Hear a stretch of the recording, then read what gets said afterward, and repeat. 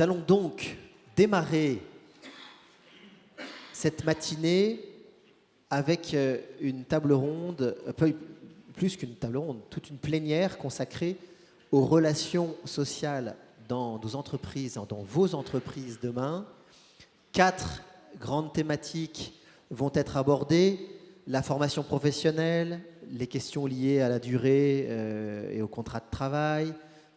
Nous parlerons aussi pacte de responsabilité et handicap. Donc il y a 4 tables rondes qui vont venir se succéder. Monsieur le ministre du Travail, François Rebsamen, devait présider nos travaux et donc nous l'attendions à la sortie du Conseil des ministres. Il est appelé à Matignon dans la foulée du Conseil des ministres, donc il est très peu probable que nous le récupérions, même si on espère encore en fin de matinée peut-être le récupérer. Et donc, ce que je vous propose, puisqu'il y a beaucoup de choses qui doivent être échangées et dites ce matin, c'est que nous démarrions avec la première de nos tables rondes matinales consacrée à la réforme de la formation professionnelle, les changements et les enjeux pour les entreprises et les salariés qui vont intervenir dès le 1er janvier 2015.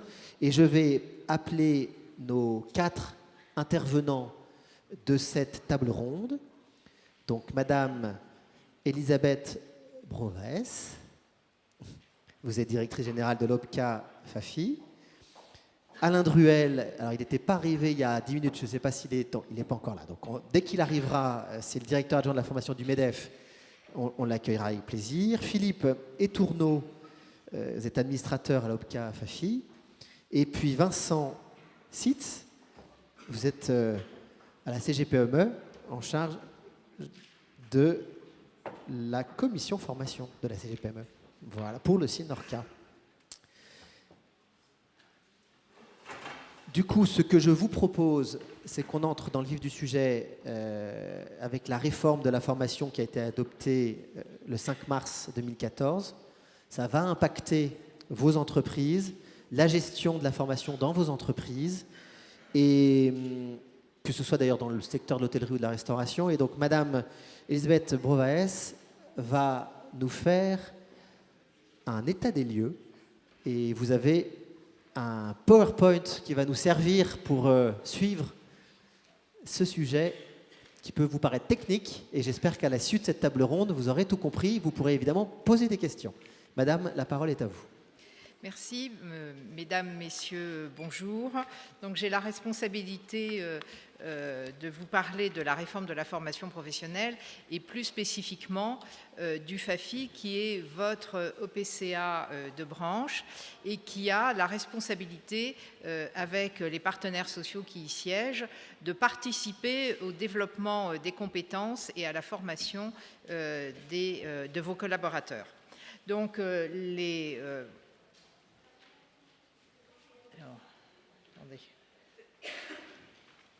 Il faut que j'appuie sur le bon bouton dans le bon sens.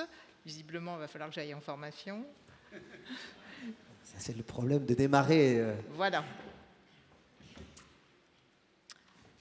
Alors, attendez. Voilà. Donc, le FAFI a plusieurs missions, et notamment une mission globale d'accompagnement des branches professionnelles qui y siègent. Et je peux vous dire que les administrateurs sont très actifs à participer à tout ce qui relève du développement des compétences et plus spécifiquement l'ingénierie des compétences, avec en cours une modularisation des compétences qui est un élément excessivement important puisque ça va avoir un effet sur un dispositif nouveau qui a été créé dans le cadre de cette loi de 2014, le compte personnel de formation, dit CPF. Donc, dans le cadre de ce CPF, les salariés pourront aller en formation sous réserve qu'il y ait une certification, et cette certification va être attachée à des blocs de compétences, et c'est pour ça que vos représentants travaillent activement sur ces différents sujets. Donc, sachez que la politique de certification qui est renforcé par le CPF, est un élément qui est ancien au FAFI, puisque nous avons déjà 28 CQP que vous connaissez, que vous pratiquez. Et donc pour nous, cette réforme est une continuité, si vous voulez, de tout ce que les partenaires sociaux ont déjà entamé autour de la certification. Pour autant, ils sont aussi très attachés à sans arrêt actualiser ces travaux, et avec l'aide chez nous de la direction études et recherches, sont régulièrement en demande d'études pour toujours coller à l'actualité et à l'évolution de vos métiers. Et c'est pour ça d'ailleurs que nous avons en ce moment une étude sur la modularisation des compétences, une étude sur les besoins de formation des entreprises de moins de 300 salariés, parce que c'est le cœur de la réforme, et que nous avons aussi une étude en cours sur l'évaluation des dispositifs. En clair, à quoi servent les financements que le FAFI apporte, et surtout comment on peut aider à la qualité de la formation via tout l'argent qu'on y met et l'investissement des administrateurs. Donc ça, c'est un élément très important. Les partenaires sociaux sont toujours en éveil pour travailler sur la formation, la certification. Pour autant, nous sommes aussi, bien sûr, au service des entreprises et nous les accompagnons, et c'est renforcé par cette réforme, sur un aspect conseil, partenariat, et c'est rendu possible puisque nous sommes un OPCA de proximité. Nous avons 12 délégations régionales, donc nous sommes présents sur tout le territoire, et notamment dans le cadre de cette réforme, la relation de conseil est renforcée. Et ça, c'est quelque chose que nous maîtrisons et que nous faisons déjà depuis pas mal d'années. Mais il est important de bien considérer que l'OPCA, c'est vraiment le partenaire, et je dirais le guichet unique sur l'emploi, la formation et le développement des compétences. En clair, votre OPCA, vous pouvez le solliciter pour avoir de l'information sur l'actualité, pour savoir comment utiliser les moyens, et on verra que c'est un élément majeur de cette réforme, et aussi trouver une réponse pédagogique qui corresponde à vos attentes. Et puis, vous allez nous solliciter parce que, évidemment, vous allez nous demander le CPF, comment ça marche, voilà. Donc, on est vraiment très attentif à ces questions, sachant que la logique GPEC, développement des compétences, c'est quelque chose qui existe déjà au FAFI et que vous pouvez bénéficier, malheureusement pas suffisamment, je trouve, des fameux diagnostics GPEC, dont je fais la promotion régulièrement, mais que vous hésitez à utiliser. En clair, c'est une prestation de conseil réalisée par des cabinets extérieurs qui ont été sélectionnés par le FAFI, et vous pouvez disposer d'un consultant pendant 5 jours, totalement pris en charge, et qui va dans un premier temps vous faire un diagnostic de votre GPEC et vous accompagner. Et donc c'est une opportunité, je pense, assez exceptionnelle dans une PME de pouvoir avoir un consultant, je dirais totalement pour vous, qui ne vient pas faire de contrôle, parce que certains ont une hésitation pensant qu'ils vont être contrôlés. C'est absolument pas l'objet. C'est vraiment de vous aider. C'est confidentiel. Ça reste dans l'entreprise. Et l'idée, c'est de voir comment l'évolution de votre activité économique doit être accompagnée d'une évolution des compétences et vous aider sur l'ensemble des chantiers relatifs à la formation et à l'emploi. Donc, saisissez-vous de cette opportunité. C'est très important. Derrière, vous aurez aussi des actions collectives qui sont mises en place et qui pourront être la matérialisation de vos besoins de formation. Tout ça s'inscrit dans une logique de développement de la filière et de la filière tourisme, puisque vous savez que nous avons participé aux assises du tourisme et le SINORCAT en a été un acteur important, et que donc les partenaires sociaux ont choisi de positionner l'OPCA FAFI comme l'interlocuteur formation et l'OPCA du tourisme, qui est présent sur l'ensemble du territoire et qui travaille sur tous les sujets relatifs au tourisme et notamment sur la saisonnalité. Je crois que c'est un point très très important. La saisonnalité, c'est quelque chose qu'on connaît au quotidien, et d'ailleurs la FAGIT, pour elle, c'est un élément majeur et régulièrement porteuse de cette problématique. Donc, à ce titre-là, d'ailleurs, nous sommes en capacité de négocier des partenariats régionaux qui prennent en compte la saisonnalité, et c'est un élément très important puisque nous pouvons mobiliser des financements complémentaires sur ce sujet. Et d'ailleurs, nous sommes régulièrement mobilisés sur les fameux contrats d'objectifs tourisme que nous portons et avec aussi d'autres OPCA, puisque nous sommes dans une logique collective pour aider au développement du tourisme et à la qualité de service par les salariés dans ce cadre-là.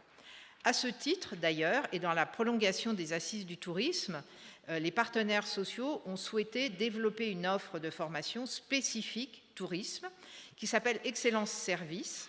Et donc, pour financer cette formation, nous avons sollicité un financement extérieur via le FPSPP, peu importe, mais c'est surtout 2 millions de moyens disponibles qui sont principalement orientés vers les grands hôtels et vers les premiers réceptifs. Donc, je sais qu'il y a dans la salle des représentants des grands hôtels, donc n'hésitez pas à nous solliciter puisque nous avons des moyens disponibles pour vous accompagner avec une offre qui a été sélectionnée par le FAFI et d'ailleurs par les entreprises du FAFI et pas par les services techniques. Donc on est vraiment resté très ancré, si vous voulez, dans le quotidien et on a été très très attentif aux particularités des grands hôtels. Et donc il y a là une possibilité importante pour vous de développer une relation de service dans le cadre des attentes qu'on a vis-à-vis du tourisme et qui ont été portées vis-à-vis des assises. Donc c'est vraiment l'illustration de l'investissement des partenaires sociaux sur des axes prioritaires de formation, toujours en lien avec le développement de la gestion prévisionnelle des emplois et des compétences. Et d'ailleurs, on est, je vous l'ai dit, très attentif aussi à bien mesurer à quoi ça va servir et comment on peut utiliser l'ensemble des moyens qu'on met à disposition. Pour autant, ça ne veut pas dire qu'on financera tout et n'importe quoi, puisque notamment dans le cadre de la réforme, nous avons de nouvelles missions sur l'offre de formation avec une exigence de qualité sur la formation. Et donc, nous allons, et les partenaires sociaux nous demandent évidemment d'avoir des exigences vis-à-vis des organismes de formation. Et ça, c'est une nouveauté, et ça, c'est l'administration qui nous demande aujourd'hui d'être de plus en plus présent sur le contrôle des organismes de formation, ce qui n'est pas forcément quelque chose de très facile, mais en tout cas, c'est un élément très important. Donc, l'idée, c'est quand même de vous accompagner vis-à-vis de l'offre de formation et de vous éviter d'avoir affaire à des prestataires qui ne présenteraient pas toutes les garanties requises et donc de vous proposer une offre sélectionnée par le FAFI, autant en termes de qualité sur les aspects pédagogiques que sur les aspects administratifs et autres. Voilà. C'est un sujet dont on parle beaucoup dans la formation professionnelle et on est très attentif à ça. Quand on parle de formation professionnelle, on parle forcément d'argent. Et dans le cadre de la réforme, c'est un élément important. Donc, je crois qu'on ne peut pas parler de cette réforme sans parler des aspects financiers qui changent de manière très importante. Donc, aujourd'hui, nous avons ce qu'on appelle une contribution unique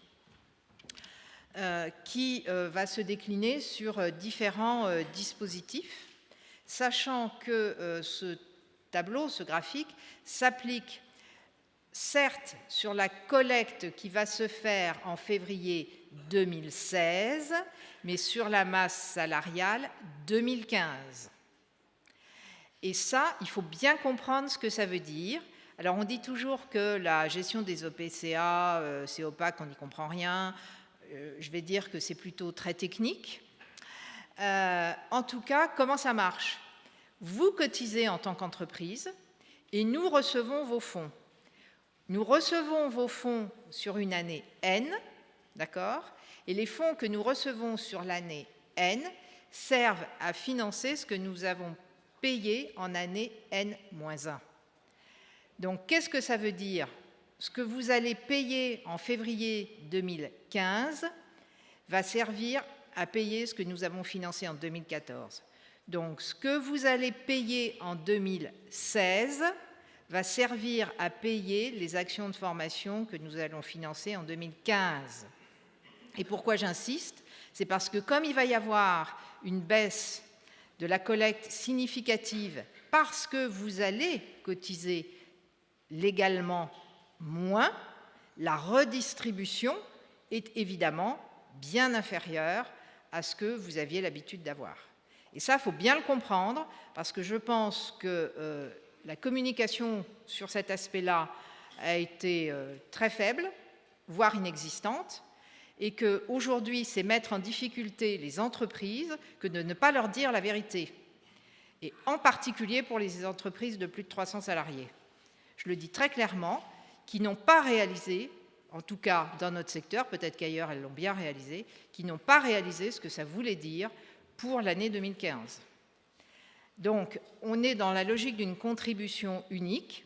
Donc, pour les moins de 10 salariés, le taux ne change pas, on était à 0,55, on y reste.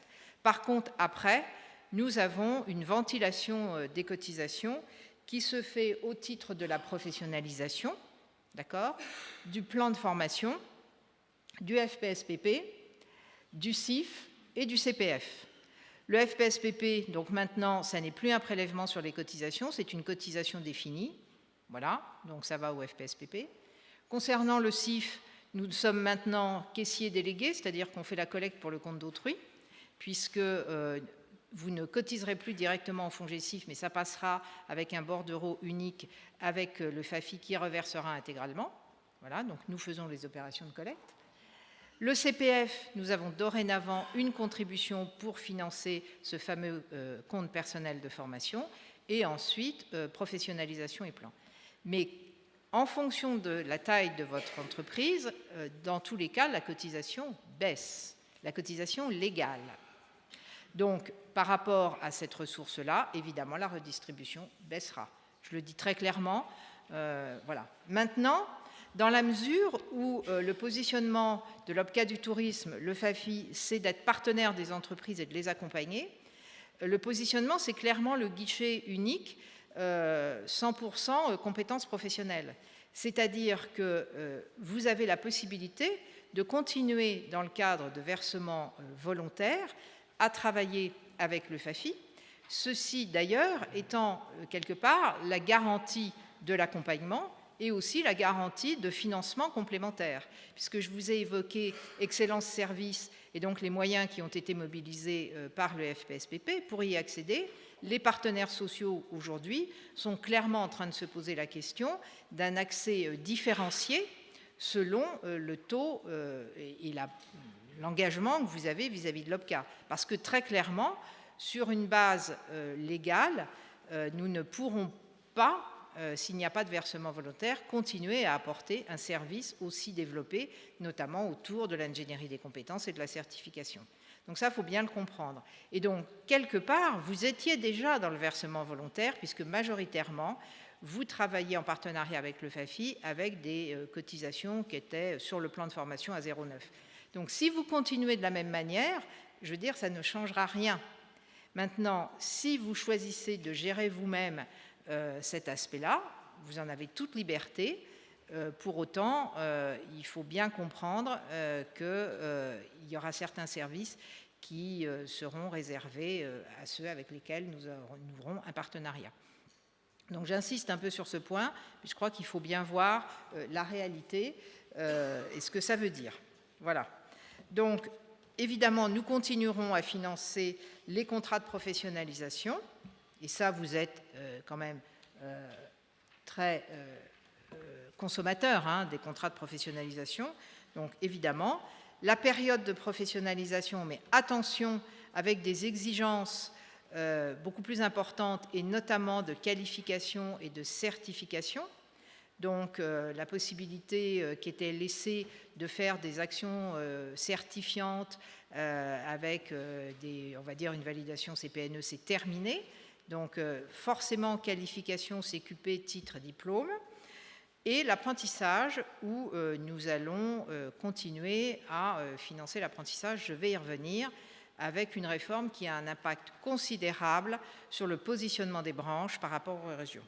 Ensuite, le CPF, Alain vous en parlera. Un point particulier, il n'y a plus de possibilité de financement des frais salariaux par l'OPCA. Et ça, c'est issu du décret qui est sorti dans la nuit de dimanche, il y a 10 jours.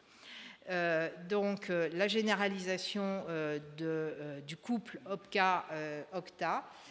Et ça, pour le FAFI, ça ne change rien puisque nous étions déjà OCTA. Et un point aussi très important, c'est la fin du financement du paritarisme dans le PCA. Financement du paritarisme qui sera assuré par une contribution que vous payerez directement à un organisme paritaire interprofessionnel national. Quelques mots sur l'apprentissage. L'apprentissage fait partie de la formation initiale. L'apprentissage est dorénavant, sous certaines conditions, accessible à partir de 15 ans. Attention, c'est une gratuité de la formation et ne répondez pas aux sollicitations de certains organismes qui pourraient vouloir vous faire payer de la formation en apprentissage. C'est totalement interdit. Vous pouvez faire dorénavant un contrat d'apprentissage en CDD ou en CDI. Le financement de la formation des maîtres d'apprentissage est possible par le PCA, mais nous n'avons pas encore, et les administrateurs n'ont pas encore défini les règles de prise en charge, sachant que notre secteur, notre branche, a la spécificité du permis de former, et nous avons la possibilité de signer une convention avec l'Éducation nationale. Ce qu'il faut bien comprendre, parce que certains d'entre vous siègent chez nous dans les CRPEF, c'est-à-dire les commissions régionales paritaires emploi-formation, c'est que la taxe d'apprentissage est dorénavant ventilée avec une proportion majeure vers la région, et c'est la région qui a la main sur la cartographie de la formation.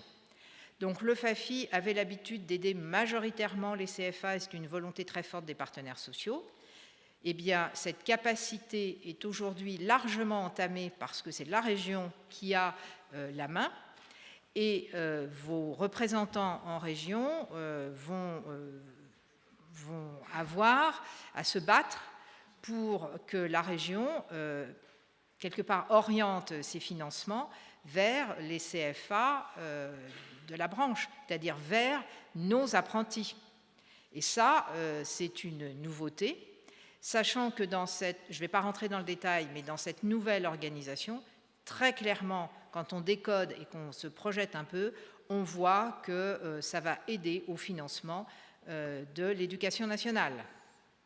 Je le dis très clairement, c'est assez évident. Concernant l'apprentissage en tout cas, il reste qu'il est très important que le secteur du tourisme soit positionné comme un acteur majeur de l'apprentissage, et c'est pour ça que nous insistons énormément pour que, notamment dans le cadre de cette réforme qui limite la capacité des anciens collecteurs à collecter l'apprentissage, à ce que vous adressiez votre cotisation apprentissage au FAFI. Nous respectons tous vos choix d'affectation, il n'y a aucun problème, mais il est très important, parce que l'élément financier, c'est quand même une mesure intangible, il est très important que la branche et que le secteur puissent affirmer son poids économique vis-à-vis de l'apprentissage, parce que c'est un élément de négociation avec les régions. Donc on insiste beaucoup, la collecte de l'apprentissage, c'est au FAFI, et vous aurez un bordereau unique de cotisation, et on vous demande d'orienter la cotisation vers le FAFI, même si d'autres collecteurs existent, c'est sûr, les chambres sur le terrain, et à titre dérogatoire, les interpros pendant 2 ans. Donc clairement, l'ensemble de ces points se résume dans le fait que le FAFI se positionne comme le partenaire formation-compétences, guichet unique, et votre interlocuteur du quotidien sur le terrain. Voilà, merci. Merci, madame. Je vous propose de nous rejoindre et de vous asseoir avec nous. Monsieur Druel, restez à votre place. Vous avez un micro devant vous. Donc Alain Druel, je disais que vous êtes directeur adjoint de la formation au MEDEF. Vous allez compléter cet état des lieux déjà précis, notamment sur le sujet du compte personnel de formation, donc le CPF. Pour ceux qui s'étaient habitués au DIF, c'est terminé. Il y a un nouveau dispositif. Vous avez la parole. Bien, merci. Bonjour à toutes et tous. Avant d'aborder la question du compte personnel de formation, juste vous retracer très brièvement un petit tableau du processus de la réforme et de ce qui se passe en ce moment même, puisqu'il y a un travail assez intense à plusieurs niveaux, au niveau de la branche, au niveau interprofessionnel, de concert avec l'État et sur certains aspects avec les conseils régionaux. Alors vous le savez, c'est un processus qui est enclenché depuis un peu plus d'1 an maintenant, avec un accord, une loi et de multiples décrets, le tout rentrant en application le 1er janvier 2015. Très très sommairement, vous rappelez, sans refaire toute la genèse et le pourquoi du comment et de ce qui est dans l'accord ou la loi, très, très rapidement quand même vous dire ce que nous avons voulu faire et ce que pour l'essentiel la loi a retranscrit, même s'il y a un certain nombre de difficultés et d'éléments de complexité, notamment sur le compte personnel de formation.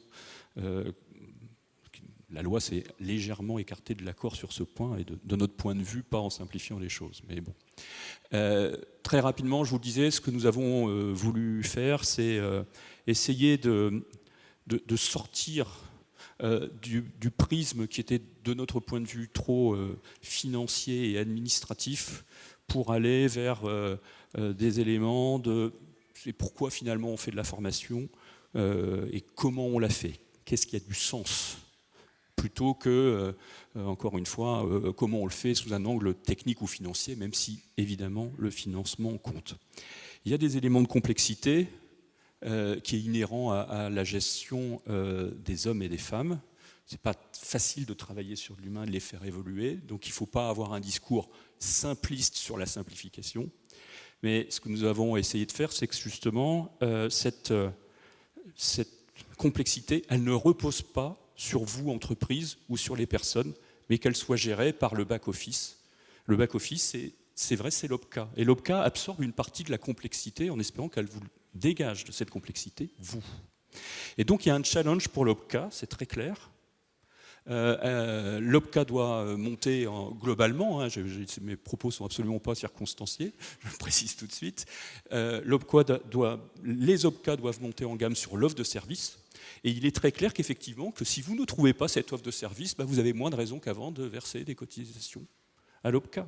Donc il y a un double enjeu, et effectivement, je comprends tout à fait ce qu'Elisabeth dit, il faut que l'OPCA monte en compétence, il faut que vous soyez attiré pour verser les fonds, mais c'est vrai que si vous ne l'attirez pas, l'OPCA lui-même est moins en capacité d'assurer ce service. Un petit effet redoutable, mais c'est un gros enjeu de mettre les OPCA collectivement davantage au service des utilisateurs et au premier chef donc des entreprises.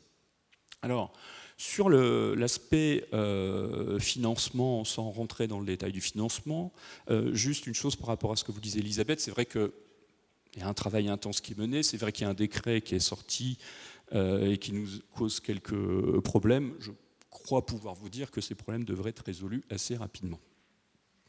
Donc, il ne devrait pas y avoir, au 1er janvier 2015, de difficultés pour la prise en charge des rémunérations, notamment pour les entreprises de moins de 10 salariés, puisque c'est de cela dont il s'agit. Mais voilà, il y a tout va très vite et il y a des petits bugs qu'on essaye de corriger au fur et à mesure. Donc pas d'inquiétude là-dessus, je pense qu'on sera officiellement rassuré dans quelques jours ou semaines, en tout état de cause, avant le 31 décembre. Alors, si on rentre un peu plus dans le sujet que vous m'avez demandé de traiter, qui est le compte personnel de formation. Moi, je précise tout de suite que le compte personnel de formation est assez emblématique dans la réforme, parce qu'il s'adresse à chacun d'entre nous, au moins à ce stade, à chacun des salariés et des demandeurs d'emploi qui ont quitté l'entreprise, des jeunes aussi qui rentrent qui quittent le système éducatif, et puis progressivement, il a vocation à être universel, c'est-à-dire à s'étendre à l'ensemble des publics, que ce soit les agents de la fonction publique, mais aussi les chefs d'entreprise, les indépendants, ça se fera progressivement. Aujourd'hui, au 1er janvier 2015, ce sont les salariés et les demandeurs d'emploi. Alors, je vous disais, c'est emblématique. En même temps, nous disons toujours, attention, c'est visible, c'est le titre 1 de la loi. Si vous vous souvenez de l'annonce de l'accord par Claire Chazal le samedi 14 décembre, elle a commencé par dire, ça y est, les négociations abouties, le compte personnel de formation est né. Pour autant, et sans minimiser l'impact du CPF, pour nous, c'est un tout, et j'allais dire que si on devait même mettre un ordre de priorité, c'est ce qui va se passer dans les entreprises, dont le CPF, mais pas uniquement le CPF, qui est le plus important, et qui va toucher, par principe, et effectivement, le plus grand nombre de personnes. Néanmoins, le CPF étant emblématique, comment ça va marcher au 1er janvier 2015. Alors d'abord, vous rappelez pourquoi on a voulu un compte personnel de formation, et quels sont les grands principes. C'est une demande récurrente depuis plusieurs années de créer des droits ou dispositifs qui sont davantage attachés à la personne. Sans vous refaire la genèse de tout ça, vous connaissez aujourd'hui le droit individuel à la formation. Quel est le constat que les partenaires sociaux, l'analyse qu'on fait de la situation du droit individuel à la formation? Très sommairement, dire en nombre de personnes concernées, c'est pas si mal que ça. On estime qu'il y a un peu plus de 600 000 personnes par an qui utilisent le droit individuel à la formation. Mais on a un souci, c'est qu'on est incapable de dire collectivement la valeur ajoutée. Alors, il y avait finalement en usage quelque chose d'assez simple. Finalement, on pouvait l'utiliser assez simplement pour des durées assez courtes. Mais finalement, qu'est-ce que ça produit, au-delà quelquefois, y compris d'une astuce de financement, en termes de valeur ajoutée pour les personnes et pour les entreprises. Et encore une fois, là, on est quasiment dans l'incapacité de le dire. Deuxième chose, l'individualisation. On veut responsabiliser les personnes, on veut responsabiliser les entreprises, par ailleurs, encore davantage. Et donc, pour rester sur la partie individu, on voulait que les personnes aient vraiment la possibilité d'usage d'un droit qui leur est vraiment attaché. Ça, c'est un mouvement que vous voyez, si j'extrapole, vous voyez ça sur les droits rechargeables dans l'assurance chômage. Même si la question est controversée, notamment sur son financement, c'est la même logique sur les droits à la complémentaire santé. Tout ça est attaché à la personne indépendamment du statut. Et le compte personnel de formation, contrairement au DIF, va avoir des heures qui restent attachées à la personne au fil de leur évolution, de leur parcours professionnel, qu'ils restent dans l'entreprise, qu'ils quittent l'entreprise, qu'ils passent malheureusement par la case Pôle emploi. Les droits ne sont jamais perdus, ils ne sont perdus que si on s'en sert. Ça, c'est le premier changement. Deuxième changement, c'est que, contrairement au DIF, il y a un objet particulier, un objectif particulier.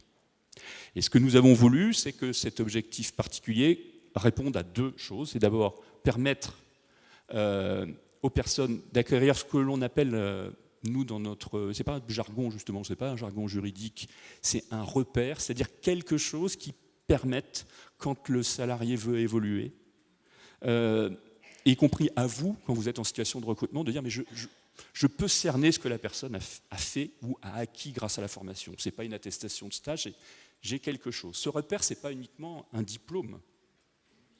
Il y a des choses beaucoup plus souples qui ne sont pas totalement reconnues aujourd'hui. Je vous donne un exemple sur les langues, qui a priori est un domaine qui vous intéresse. Vous faites un stage, ou un de vos salariés suit un stage en langue, en anglais par exemple. Il sort, il a une attestation de stage. Mais qu'est-ce que ça vous dit vraiment du niveau de maîtrise? Et donc, nous, ce qu'on a voulu à travers le CPF, les stages resteront, les stages en anglais seront accessibles, mais derrière, ce qu'on veut, c'est que vous ayez un repère pour dire, mais je situe leur niveau de maîtrise. Et il y a des systèmes qui existent aujourd'hui, côté TOEIC, TOEFL, etc. Et donc, ça, a priori, ça sera possible. Donc, il faut bien voir que quand on parle, on a souvent quelquefois un discours un peu réducteur en disant le CPF c'est pour l'acquisition d'une certification, donc c'est l'acquisition d'un repère, et il y a toute une gamme de repères qui vont se mettre en place. Alors ça va se faire progressivement puisque c'est un peu nouveau, mais on espère que dans le courant de l'année prochaine tout sera mis en place. Moyennant quoi, je le dis tout de suite, ça demande tout ce qui est en train d'être. Alors la deuxième chose, avant d'arriver à ça, la deuxième chose c'est que ça corresponde ce repère correspond à des choses identifiées sur le marché du travail. Et c'est là où effectivement ça demande un travail beaucoup plus fin, là aussi collectivement, et c'est un travail notamment des branches professionnelles, sur finalement quels sont vos besoins à court et moyen terme. Et tout ce qu'on met quelquefois sous le vocable de gestion prévisionnelle des emplois et des compétences, plus prosaïquement, c'est une meilleure appréhension de vos besoins. Alors c'est vrai pour vous, individuellement, c'est vrai au niveau de la branche, et c'est vrai au-delà même de la branche. Et on est en train de constituer des listes, et c'est ça qui sera éligible. Les salariés, les demandeurs d'emploi, je vais y revenir, vont se connecter sur un système d'information et ils auront accès à un certain nombre de formations ou de certifications qui sont éligibles. Donc là, il y a un énorme travail. La dernière chose, dans certains cas, le droit sera totalement opposable, mais dans la limite des heures acquises. Et puis, en dernier lieu, et Elisabeth l'a mentionné, il y a un enjeu énorme sur les organismes de formation notamment, qui est un enjeu sur la modularisation. Ce qu'on constate dans un certain nombre de dispositifs, c'est qu'on va, j'allais dire, inexorablement vers un allongement des durées de formation et au passage des coûts de formation. Et c'est dû en partie au fait qu'on n'arrive pas assez à modulariser et parce qu'on n'arrive pas assez à finalement identifier les besoins de chacun des individus et d'adapter les contenus de formation et les durées de formation en conséquence. Donc c'est toute cette mécanique qui est en œuvre aujourd'hui. Évidemment, on défriche beaucoup de choses, donc c'est encore des phases qui peuvent paraître complexes, parce que c'est la conception de quelque chose de nouveau. Ce qu'on espère, c'est que pour l'utilisateur, ça sera simple. Alors, concrètement, qu'est-ce qui va se passer ? Et vous avez 2 minutes pour nous dire concrètement ce qui va se passer pour qu'on vous pose des questions. Voilà, concrètement, ce qui va se passer. D'abord, première chose, vous savez que vous avez l'obligation chaque année d'informer vos salariés sur le nombre d'heures qu'il a acquis au titre du DIF. Vous avez à remplir cette obligation pour la dernière fois à la fin de l'année ou dans le courant du mois de janvier, tout dépend comment vous le faites, mais en général c'est ou lié au bulletin de salaire, ou au dernier, ou au premier de l'année, ou un papier à part, mais c'est la dernière fois que vous le ferez. Après, le système se fera automatiquement. Il se fera automatiquement à partir des données que vous allez envoyer, des ADS, et puis à terme, déclaration sociale nominative. Ça ne vous incombera plus. Deuxième chose, mais il faut informer le salarié, encore une fois, pour qu'il sache bien ce qu'il a droit là, au 1er janvier 2015. Deuxième chose, et il va y avoir une campagne d'information à partir de la mi-novembre et sur le compte personnel de formation en particulier au mois de mars. On expliquera les modalités d'accès. Chaque personne va être dotée d'un compte. Ces comptes sont ouverts. Au 1er janvier, ils seront ouverts, mais chaque personne aura à l'activer.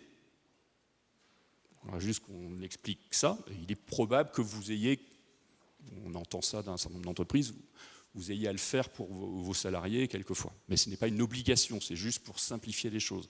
C'est juste un login à rentrer. C'est à partir du numéro de sécurité sociale. À partir de là, les personnes auront accès à leur compte et ils sauront combien d'heures ils ont à leur compteur et quelles sont les formations auxquelles ils ont accès. Et ensuite, on rentre dans le processus de mise en œuvre du compte, c'est-à-dire qu'au fur et à mesure que les demandes vont se faire, alors vous aurez toujours votre mot à dire parce que vous êtes toujours cofinanceur quand c'est sur le temps de travail. Contrairement au DIF, vous n'avez pas à justifier d'un éventuel refus. Et par contre, vous aurez à manifester un accord. Et si vous n'êtes pas d'accord, parce qu'encore une fois, vous êtes cofinanceur, vous le dites, mais il n'y a pas de motivation et a priori, il n'y a pas de contentieux potentiel derrière. Et la mécanique se met en œuvre à partir des listes de formation et du système d'information. Donc j'en arrête là pour rester le temps de parole très sommairement. Déjà un peu dépassé. Mais voilà, alors il y aura probablement, très clairement, parce que vous imaginez bien qu'au 1er janvier, c'est une vingtaine de millions de comptes qui sont activés. Très sincèrement, vous le savez tous, quand on met en place des systèmes d'information de ce type, il y aura probablement des phases de calage au début, des petits bugs, c'est inhérent à la mise en place, à fortiori de systèmes de cette importance, mais tout devrait être, enfin l'essentiel devrait être en place en tout cas au 1er janvier. Merci. Donc on a voulu cette présentation complète de Mme Breves et de M. Druel, car il s'agit d'une réforme importante. On a quelques minutes pour prendre des questions, dans l'idéal dans la salle. Sinon, on a 2 spécialistes, M. Etourneau et M. Stitz, pour en poser. Mais ce serait très heureux que vous ayez éventuellement des questions à poser. Qui veut le micro? Monsieur, 4e rang. Essayez d'être direct dans vos questions et court pour qu'on puisse avoir un vrai échange. Oui, bonjour. Vous présentez. Je suis Monsieur Malchaud, je travaille à la brasserie Mollard à Paris-Saint-Lazare. J'ai pas compris l'activation du compte formation. Vous pouvez préciser, s'il vous plaît? Merci. Alors, sur l'activation du compte, c'est-à-dire que le compte est ouvert, mais il faut juste que la personne dise OK, quoi, en gros. Ça y est. Et donc, il faut rentrer dans le système d'information pour rentrer le code par le numéro de sécurité sociale. Et à partir de là, la personne aura accès à son compte. C'est juste un processus d'ouverture de compte, quoi, si vous voulez. Oui, mais c'est le salarié qui fait ça de chez lui ou c'est l'employeur qui fait ça pour lui? Alors théoriquement, c'est la responsabilité du salarié. Autrement dit, mon plongeur, il faudrait qu'il vienne me voir. Oui. On est d'accord. Oui. Je vous remercie de ces précisions. Voilà, c'est clair. Oui. Mais c'est pour ça qu'il y aura une campagne d'information. Et ensuite, c'est à vous de voir, mais c'est votre responsabilité de savoir si c'est votre intérêt d'aider le salarié à le faire. C'est une manip assez simple. Mais sur la multiplication du nombre de salariés, j'entends que ça puisse être une contrainte. Mais... Autre question? Madame, donc de ce côté-là de la salle, levez-vous comme ça va faciliter la tâche de... Monsieur, il ne faut pas être timide.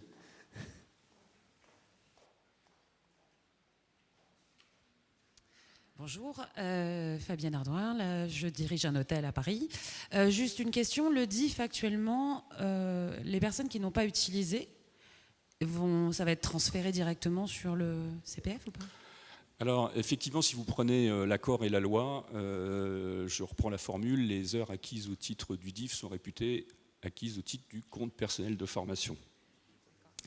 Donc effectivement, il n'y a pas d'heures perdues, on est dans les théories des droits acquis, donc les heures sont conservées et donc la plupart des salariés ont 120 heures aujourd'hui. Alors, je ne sais pas si vous aviez des dispositions conventionnelles particulières, mais en tout cas le droit commun, c'est 120 heures. Et donc les personnes auront la possibilité, au 1er janvier 2015, d'utiliser ces 120 heures, mais dans les conditions du compte personnel de formation. Alors, objectivement, on a un petit souci, c'est que pendant 5 ans, on va de fait un peu cumuler 2 systèmes, puisque le compte personnel de formation, lui, va commencer à s'incrémenter en fonction des nouvelles dispositions, et pendant 5 ans, les heures acquises au titre du DIF vont pouvoir être utilisées par le salarié. Et on a un problème de traçabilité sur le DIF, donc de fait, on aura la personne va rentrer le nombre d'heures qu'il a. Mais le système ne change pas, c'est-à-dire qu'on reste sur les 120 heures. Oui. Oui. Alors, le mode de comptabilité va changer après. Hein, on va passer parce qu'au total, c'est 150 heures au titre du compte personnel de formation. Et donc, ça sera 24 heures par an. Et puis, pour arriver à 150 les derniers mois, ça ne va pas être 7 ans pile, mais ça va être 24 heures. Et le mode va être de calcul et du même coup uniforme. Il est le même pour tout le monde, hein, et c'est inhérent au caractère complètement attaché à la personne ou transférable. Voilà, parce qu'aujourd'hui, vous avez des différences de calcul, quelquefois d'une branche à une autre, voire d'une entreprise à une autre. Là, c'est vraiment un peu comme les congés payés, hein. Chaque mois qui s'écoule, il y a un nombre d'heures c'est au prorata. Didier, tu voulais... Oui. Qui va incrémenter le compteur du salarié au titre des heures qu'il a acquises au niveau du DIF? Alors, on va, pendant 5 ans, c'est ce que je commençais à vous dire, c'est qu'on va avoir, c'est la personne qui va rentrer l'information et sur la base du papier que vous allez faire au 31 décembre. Mais qui va contrôler? Le financeur, au moment où l'action de formation va se mettre en place, le financeur vérifiera qu'il y a bien une attestation et donnera l'autorisation pour le nombre d'heures qui figure sur l'attestation. On est en plein choc de simplification. Non, attendez, Attendez. non, allons-y, il n'y a pas de souci. Première chose, d'abord, vous, en tant qu'employeur, vous avez une obligation qui est celle qui existe aujourd'hui pour la dernière fois. Donc vous, c'est pas plus compliqué. Ça va même vous simplifier la vie, puisqu'à terme, dès l'année prochaine, vous n'aurez plus ce papier-là à faire. Et qu'ensuite, ça va se faire automatiquement par les données que vous transmettez déjà aujourd'hui. Deuxième chose, aujourd'hui, le financeur, alors le financeur, c'est l'OPCA, c'est Pôle emploi, il vérifie déjà le nombre d'heures. Donc ça change rien non plus. Troisième chose, pour ne pas vous raconter d'histoire, oui, pendant 5 ans, ça va être un petit peu plus compliqué parce qu'on a des périodes de transition. Et ça, c'est quelquefois le problème en France, c'est que, moi j'entends aussi ce que disait Elisabeth sur le financement, mais il y a des moments, on ne peut pas ne pas changer des règles structurelles au motif qu'une année, ça va nous poser des problèmes parce qu'il faut gérer les transitions. Donc oui, sincèrement, ça ne va pas être la chose la plus simple pendant 5 ans, mais ce n'est pas non plus beaucoup plus complexe qu'aujourd'hui. Par contre, à terme, ça va être beaucoup plus simple. Je crois que le gros défi que l'on a, ce n'est pas le fait de devoir changer, c'est les délais dans lesquels on doit changer. C'est le fait qu'on va devoir, les OPCA vont naviguer à vue cette année parce qu'ils ne vont pas savoir quel va être le montant de la collecte, les entreprises n'auront pas été sensibilisées, les salariés n'auront pas été informés, et on va être dans une année mais très très très difficile à gérer pour tous. Les années de transition sont des années complexes de fait, je sais. Mais l'idéal eût été que l'on applique la réforme sur les salaires 2016, collecte 2017, et c'est ce qui avait été souhaité. Ouais. Il y a eu des débats là-dessus, ça a été tranché en disant, vous savez, il faut toujours choisir le... Après, j'aurais 2 questions, peut-être. Juste, excusez-moi, il faut toujours choisir entre, effectivement, il y a des arguments de bon sens, il faut se donner du temps, la prévision. Et puis en même temps, si vous ne marquez pas le tempo, on diffère, il ne se passe rien, et finalement le problème, on le reproduit l'année d'après. Donc il y a un moment, il faut se dire on y va. Et puis il faut se mobiliser pour que ça se passe au mieux, et ce n'est pas que incantatoire, hein. Il y a un certain nombre de dispositions à prendre, mais il faut y aller, quoi. Quand on voit que le décret de l'OPCA il est sorti il y a 10 jours, et qu'il faut il faut le digérer. Oui, mais excusez-moi, mais même s'il y a eu des mauvaises surprises qui vont être corrigées, le décret, il est connu depuis le mois de juillet. Bon, alors c'est pas... Mais qui vont être modifiés, donc... Moi, je voudrais juste, pour être ancré dans le quotidien et au risque de paraître désagréable, vous avez des salariés qui vont avoir des droits acquis au titre du DIF, donc les 120 heures, qui, quelque part, se transforment en CPF. Et vous vous dites, super, je vais solliciter l'OPCA pour la mise en œuvre du CPF au titre des 120 heures. Oui, sauf que nous, on n'a pas un petit sou actif pour ça. Hein. Nous n'avons aucune cotisation. Hein. C'est-à-dire que c'est 0 € disponible pour le financement sur l'exercice 2015. Donc, c'est moi qui ai le rôle de la méchante, mais c'est la réalité. Donc, sauf à ce que les partenaires sociaux, après accord d'ailleurs de la DGEFP sur des techniques financières. Les partenaires sociaux vont étudier des opportunités éventuellement dans certains cas, mais la réalité, c'est ça. C'est 0 financement en 2015 sur le CPF. Alors, si vous me permettez de juste dire les choses comme elles sont. Vous avez une ressource comptable, vous n'avez pas la trésorerie, ce qui n'est pas la même chose. Ah, je suis désolé. Attendez. Mais non, mais soyons précis. Vous avez la ressource comptable, puisque les collectes, vous allez les toucher en trésorerie au 28 février 2016. Donc la ressource existe. Il est vrai que vous n'avez pas la rentrée. Bon.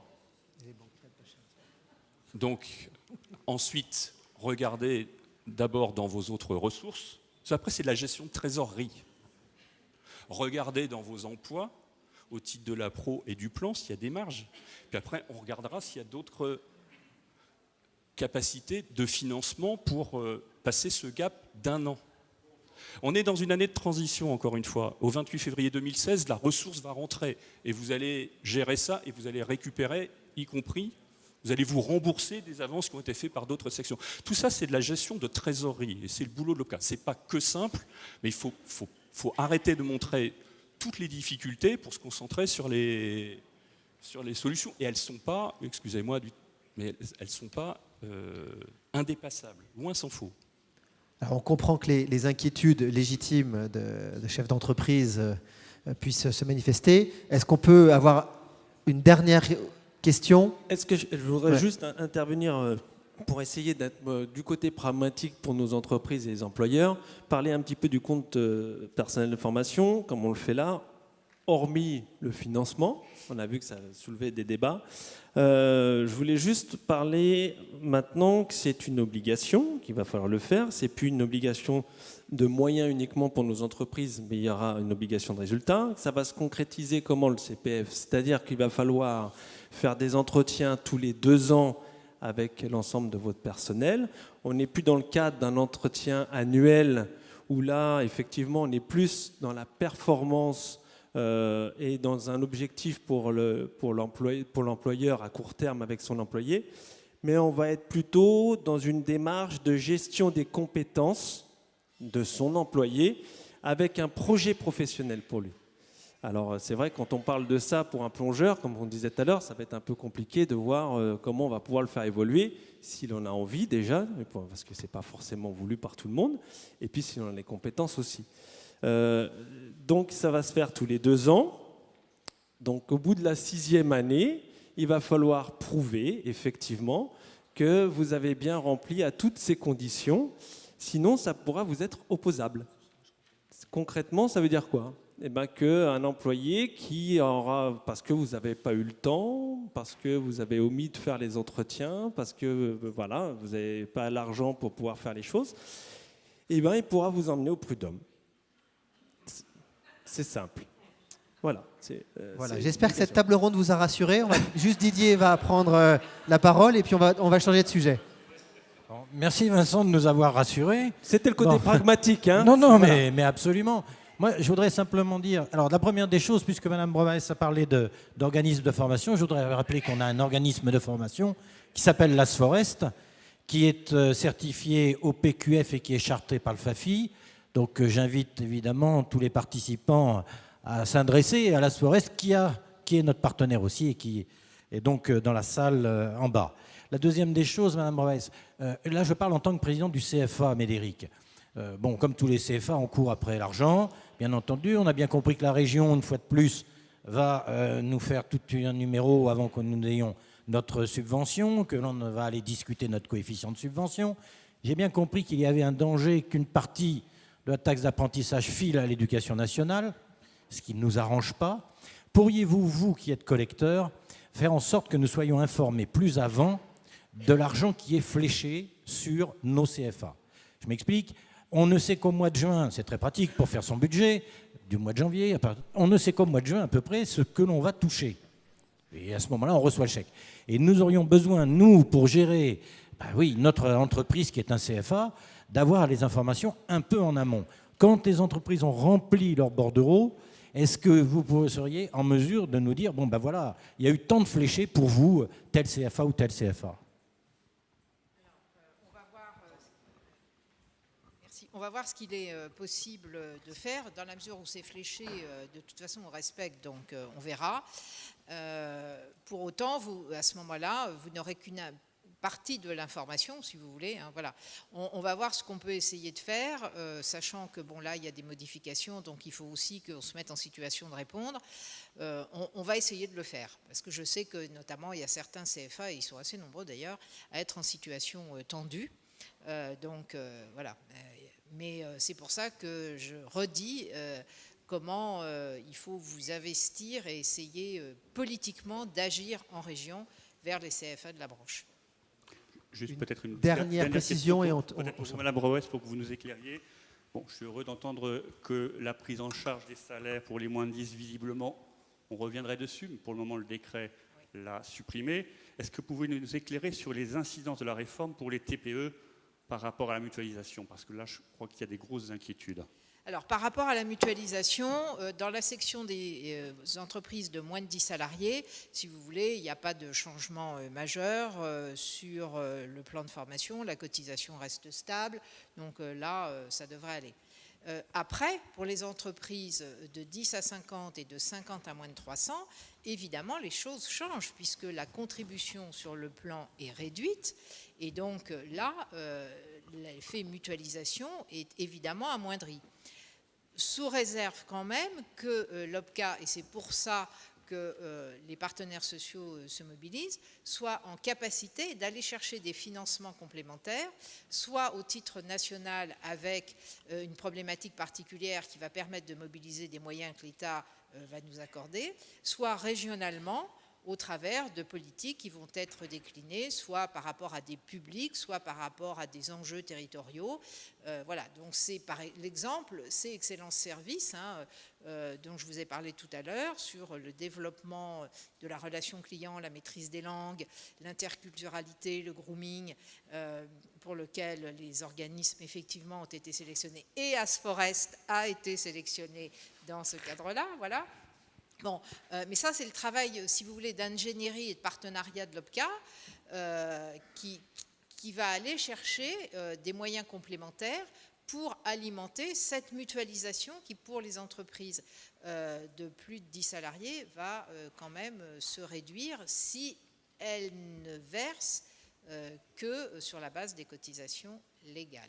Voilà. Merci. Et puis nous allons clôturer cette table avec une réponse de M. Drouel à la question de M. Sitz. Juste deux choses. D'abord, il ne faut pas effrayer inutilement. Ce que vous dites, excusez-moi, ce n'est pas les prud'hommes. Oui, non, il faut juste bien me rapprocher du... Pardon. Non, je disais, monsieur disait, s'il n'y a pas les entretiens, s'il n'y a pas une évolution professionnelle ou s'il n'y a pas de formation, c'est les prud'hommes. Non. La loi dit que c'est 100 heures de plus. Il y a 100 heures de plus sur le compte. À 30 €, oui, il y a une pénalité qui est mise. Oui. Maintenant, est-ce qu'il est si normal que ça de dire qu'un salarié n'est pas parti en formation du tout pendant 6 ans?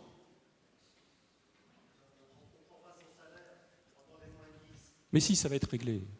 Enfin, monsieur... Vous le saurez prochainement, mais donnez-moi ce crédit aujourd'hui de dire qu'en tout cas nous nous battons pour le faire et que si je vous le dis, c'est que je ne l'ai pas inventé comme ça. Bon. Alors, il n'y a pas de sanction pour les moins de 5 ans. Non. Ce que je vous propose, il n'y a pas d'obligation. Pour ne pas relancer le débat. 50, il n'y a pas de ça. Non, mais juste quand même, parce que, si vous voulez, il faut juste un moment. Après, il peut y avoir des évolutions jurisprudentielles, etc. Mais n'agitons pas tout de suite aussi des choses alors qu'on n'en a pas le début d'une preuve. Vous me dites, je ne sais pas, j'ai pas la certitude que sur les moins de 10, ça va bouger. Vous avez encore moins la certitude que sur les prud'hommes, alors qu'il n'y a pas d'obligation pour les moins de 50, il y aura quelque chose. Je veux bien accepter au moins le parallélisme du raisonnement sur les présomptions. Donc ça, c'est pour le... Maintenant, pareil, un entretien, c'est pas complètement anormal que vous ayez un dialogue avec vos salariés régulièrement. Bon, enfin, donc, il faut un moment peut-être aussi ramener des choses à plus de raison. Sur les financements, je vais juste préciser en complément de ce que disait Elisabeth, c'est qu'il y a plus d'argent pour les petites et moyennes entreprises et de façon quand même assez significative. S'il y a plus de 20% sur environ des contributions sur les moins de 10, un peu moins pour les moins de 50. Ensuite, pour les autres entreprises, on a, nous, une philosophie assez simple. C'est-à-dire, on a une obligation légale. Bon, on a sorti une obligation légale de financement du plan pour les entreprises de 10 salariés et plus. Ce qui en soi est une simplification pour vous. Hein.